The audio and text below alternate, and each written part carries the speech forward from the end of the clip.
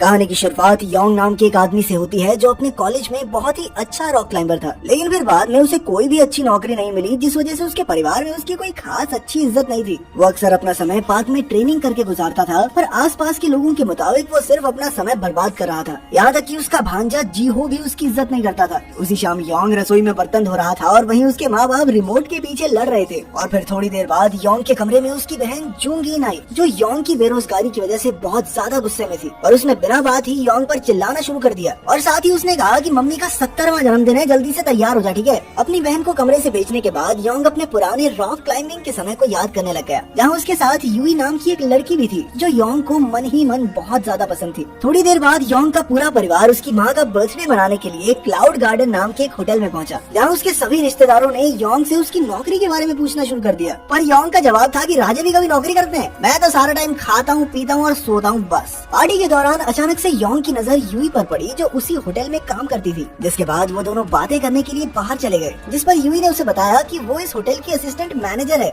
लेकिन फिर जब इसके बाद बात निकल के आई कि योंग क्या करता है, तो उसने अपनी काबिलियत की झूठी कहानियां बना दी। उसने कहा कि मैं तो एक बहुत बड़ी कंपनी का डायरेक्टर हूँ, लेकिन यूई को उसकी इस बात पर विश्वास नहीं हुआ। खैर फिर योंग ने उसे उनकी पिछली मुलाकात के बारे में याद दिलाया, जहाँ योंग ने उससे डेट पर चलने के लिए पूछा था, जिसके लिए यूई ने साफ इनकार कर दिया था। अब योंग इतना का कहने लगा कि दिल तोड़ दिया, मुझे छोड़ दिया, कोई बात नहीं, मेरी जिंदगी माइंड ब्लोइंग चल रही है, मुझे कोई प्रॉब्लम नहीं है तेरे आने जाने से। लेकिन यूई को उसकी इस बात पर भी भरोसा नहीं हुआ। होटल में पार्टी अभी भी चल रही थी और योंग को जबरदस्ती अपने रिश्तेदारों से मिलना पड़ रहा था। उसी वक्त शहर की सड़कों पर एक ट्रक कई सारे टैंक्स लेकर चल रहा था और तभी अचानक से ड्राइवर ने उस ट्रक से उतरकर कई सारे वॉल्व्स को खोल दिया, जिसके बाद एक गैस बड़ी तेजी से टैंक से बाहर निकलने लग गई और फिर देखते ही देखते वो पूरे शहर में फैल गई। थोड़ी ही देर बाद सभी लोग समझ गए कि ये गैस कोई आम गैस नहीं बल्कि बहुत ज्यादा खतरनाक है, क्योंकि इसके नजदीक आने वाले लोग जमीन पर गिर रहे थे। और फिर थोड़ी ही देर में पूरे शहर में अफरा तफरी मच गई। उधर क्लाउड गार्डन में भी पार्टी खत्म हो गई थी, जिसके बाद योंग के सभी रिश्तेदारों ने बचा हुआ खाना पैक करना शुरू कर दिया और उनकी यह हरकत देखकर योंग को बहुत ज्यादा शर्म आ रही थी।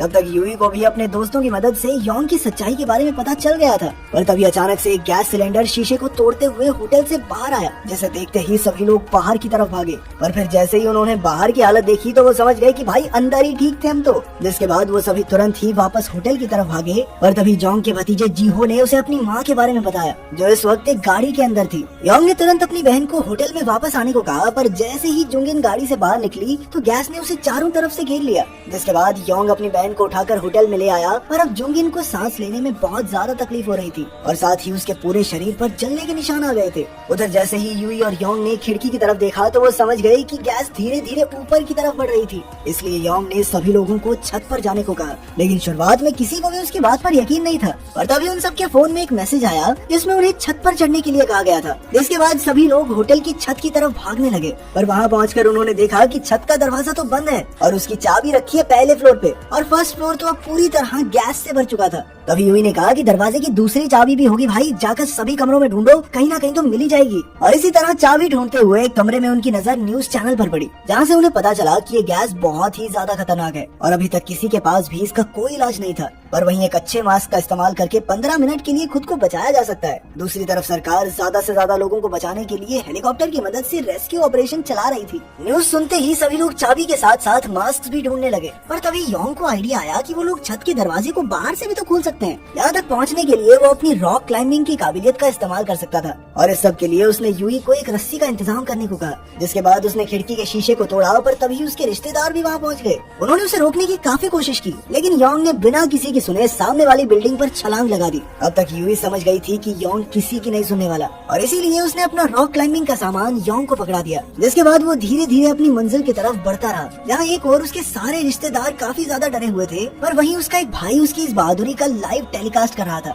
उधर योंग अपनी मंजिल के काफी करीब पहुँच गया था, पर रस्सी छोटी होने की वजह से वो आगे नहीं बढ़ सकता था और इसलिए उसने बहादुरी दिखाते हुए रस्सी को वहीं पर छोड़ दिया। वो जानता था कि उसकी एक गलती की वजह से अब उसकी जान भी जा सकती है, पर वो काफी ध्यान से आगे बढ़ता गया। पर तभी जो शेर का दांत उसने पकड़ा हुआ था वो अचानक से टूट गया, जिस वजह से योंग नीचे गिरने ही वाला था, पर तभी वो खुद को संभालते हुए आखिरकार छत पर चढ़ ही गया। जिसके बाद उसने दरवाजा खोलकर अपने सभी रिश्तेदारों को ऊपर बुला लिया। अब उनका काम था हेलीकॉप्टर का ध्यान अपनी तरफ खींचना पर उनकी लाख कोशिशों के बाद भी पायलट की नजर उन पर नहीं पड़ी। तभी यूई को एक आइडिया आया और उसने सभी को अपने फोन की लाइट निकालकर आसमान की तरफ मदद का इशारा करने को कहा। दूसरी तरफ पुलिस ने इस गैस को छोड़ने वाले आदमी को पकड़ लिया था। असल में वो आदमी एक बायोटेक कंपनी का डायरेक्टर था और कंपनी से निकाले जाने के बाद उसने अपना बदला लेने के लिए इस गैस को शहर में छोड़ा था। काफी कोशिशों के बाद भी अब तक किसी भी पायलट का ध्यान उनकी तरफ नहीं पहुंचा था, जिसके बाद उन्होंने अपने प्लान को बदलते हुए लाउड स्पीकर से मदद मांगना शुरू कर दिया। लेकिन इसका भी कोई खास फायदा नहीं हुआ। पर तभी यूई को एक नया आइडिया आया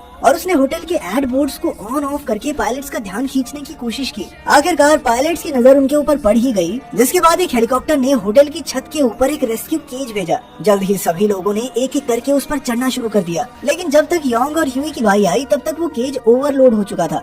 योंग ने यूई की तरफ इशारा करते हुए कहा कि अरे भाई इसको तो ले जाओ, लेकिन रेस्क्यूअर ने कहा कि अब उनके पास लिमिट फुल हो चुकी है, जिसका सीधा मतलब ये था कि अब उन दोनों को वहीं खड़े होकर अगले हेलीकॉप्टर का इंतजार करना होगा। पर थोड़ी देर बाद ही वो दोनों समझ गए कि वो यहाँ रहकर तो जिंदा नहीं बच पाएंगे, इसलिए उन्होंने वहाँ से निकलने का फैसला किया, जिसके लिए सबसे पहले उन्होंने जरूरत का सामान उठाया और फिर अपने आप को पूरी तरह से ढककर वो होटल से निकलकर एक स्पोर्ट्स कॉम्प्लेक्स में पहुँच गए, जहाँ कुछ मिनटों के लिए आराम करने के बाद उन्होंने कुछ डंबल्स को एक रस्सी से बांधकर दूसरी बिल्डिंग की छत पर फेंक दिया। इसकी मदद से वो अपने लिए एक रास्ता बनाना चाहते थे। जिसके बाद यूई ने बहुत ही हौसले के साथ कहा कि पहले मैं जाऊंगी। यूई के हल्के वजन के बावजूद भी वो डंबल उसका भार नहीं उठा पा रहा था और बीच रास्ते में ही वो नीचे गिरने वाली थी, लेकिन फिर भी जैसे तैसे वो दूसरी तरफ पहुंच ही गई। लेकिन फिर जैसे ही योंग उस रस्सी को पार करने लगा तभी गैस सामने वाली इमारत की छत तक भी पहुंच गई। इसलिए योंग ने यूई से तुरंत छुप जाने को कहा, जिसके बाद वो खुद वापस जाकर मास्क पहन के आया और फिर एक और डंबल की मदद से वो किसी तरह उस रस्सी को पार करने में कामयाब रहा। उधर अस्पताल में सभी पीड़ित लोगों का इलाज शुरू हो गया था और अब तक सरकार को यह भी पता लग गया था कि उस गैस को तो सिर्फ साधारण पानी की मदद से रोका जा सकता है, लेकिन गैस अब तक इतनी ज्यादा फैल चुकी थी कि उसे खत्म करने के लिए काफी ज्यादा समय लगने वाला था। उधर योंग के पिता जैंग अपने बेटे के लिए बहुत ज्यादा परेशान थे और इसलिए उन्होंने शहर में वापस जाकर उसे ढूंढने का फैसला किया, जिसके बाद वो अपने कुछ साथियों के साथ शहर के बाहर तक आ पहुंचे, जहां उनकी नजर कुछ आदमियों पर पड़ी जो शहर में ड्रोन्स की मदद से लोगों को ढूंढ रहे थे। जैंग ने तुरंत ही कुछ पैसे देकर उन आदमियों से कहा कि मेरे बेटे को ढूंढो। उधर योंग और यूई एक दूसरी बिल्डिंग की छत पर पहुंच गए थे, जहां यूई की नजर कुछ लोगों के पोस्टर्स पर पड़ी और उसने इनका इस्तेमाल करके छत पर एक ऐसा इल्यूजन क्रिएट करने की कोशिश की कि मानो वहाँ बहुत सारे लोग फंसे हुए हैं, क्योंकि वो जानती थी कि भाई हेलीकॉप्टर सबसे पहले 2 लोगों की बजाय बहुत सारे लोगों की भीड़ की मदद करने जाएगा। पर तभी उनकी नजर सामने वाली इमारत में फंसे कई सारे बच्चों पर पड़ी और उन्होंने उन बच्चों की मदद करने का फैसला किया। खैर उसी वक्त एक हेलीकॉप्टर उन दोनों की मदद करने के लिए वहाँ पहुँच भी गया, पर उन्होंने उन पोस्टर्स को जमीन पर लेटाकर पायलट के लिए सामने वाली बिल्डिंग की तरफ इशारा किया और खुशकिस्मती से वो पायलट उनकी बात आसानी से समझ भी गया। वो दोनों अब दोबारा से अपनी बारी का इंतजार कर रहे थे, पर तभी पास ही में एक गैस स्टेशन में धमाका हो गया, जिस वजह से अब वो गैस उनकी तरफ तेजी से बढ़ रही थी और अब उनके पास किसी और ऊंची बिल्डिंग में जाने के अलावा कोई चारा नहीं था। दूसरी इमारत की तरफ भागते हुए उनकी नजर एक ड्रोन पर पड़ी और ये ड्रोन वही था जो उसके बाप जैंग ने भेजा था। अपने बेटे को जिंदा देखकर उन्होंने तुरंत ही पुलिस को अपने बेटे को बचाने के लिए कहा, जिसके बाद उस ड्रोन ने लगातार यूई और योंग का पीछा करना शुरू कर दिया और साथ ही उनकी ये वीडियो पूरे देश में लाइव चल रही थी। यहाँ सभी लोग यूई और योंग को खतरों से खेलते हुए देख रहे थे। थोड़ी देर बाद वो एक इमारत पर सांस लेने के लिए रुके, पर तभी उस ड्रोन की बैटरी खत्म हो गई, जिस वजह से वो बंद पड़ गया। उधर अपने बेटे को इतनी खतरनाक मुसीबत में देखकर योंग की माँ तो बेहोश ही हो गई। और तभी थोड़ी देर बाद कई सारे ड्रोन्स योंग और यूई के पास पहुँच गए और तभी योंग को एक आइडिया आया। उसने एक ड्रोन को अपने पास बुलाकर उस पर एक रस्सी बांध दी, जिसके बाद उसने ड्रोन को उस रस्सी को ले जाकर सामने वाली इमारत की पाइप में फंसाने को कहा, ताकि वो लोग उस रस्सी की मदद से आगे बढ़ सकें। लेकिन इस बार वो उस रस्सी के बीच में पहुंचकर फंस गए और उसी वक्त पाइप से धीरे धीरे वो रस्सी भी खुल रही थी। और इसी तनाव भरे मौके पर यूई ने अपने दिमाग का इस्तेमाल करते हुए रस्सी को एक तरफ से काटना शुरू कर दिया, ताकि वो झूलकर दूसरी तरफ पहुंच सके। लेकिन बदकिस्मती से वो रस्सी ज्यादा देर तक टिक नहीं पाई और वो लोग नीचे गिर गए। सभी लोग ये नजारा देखकर हैरान थे। तब तक एक रेस्क्यू हेलीकॉप्टर भी वहाँ पहुँच गया था और तभी उनकी नजर यूई और योंग पर पड़ी, जो अब भी किसी तरह बचकर एक टावर पर लटके हुए थे। उन सभी को एक सुरक्षित जगह पर लाया गया, जहाँ योंग की मुलाकात अपने परिवार से हुई। वो सभी उसे जिंदा देखकर बहुत ज्यादा खुश थे। उधर यूई के मैनेजर ने भी उसकी चिंता करने का ड्रामा करना शुरू कर दिया, लेकिन यूई उसकी सच्चाई जानती थी। थोड़ी देर बाद योंग यूई को उसका क्लाइंबिंग हुक वापस देने के लिए आया, पर यूई का कहना था कि यार मैं बहुत थक चुकी हूँ, अब ये भारी भरकम चीजें नहीं उठा सकती, इसलिए वो उस हुक को उससे फिर कभी ले लेगी। योंग को पहले तो उसकी बात समझ नहीं आई, पर जल्द ही वो समझ गया कि यूई उससे दोबारा मिलना चाहती है। अगर वीडियो पसंद आई तो लाइक कर देना, चैनल को सब्सक्राइब कर देना। मिलते हैं अगली वीडियो में।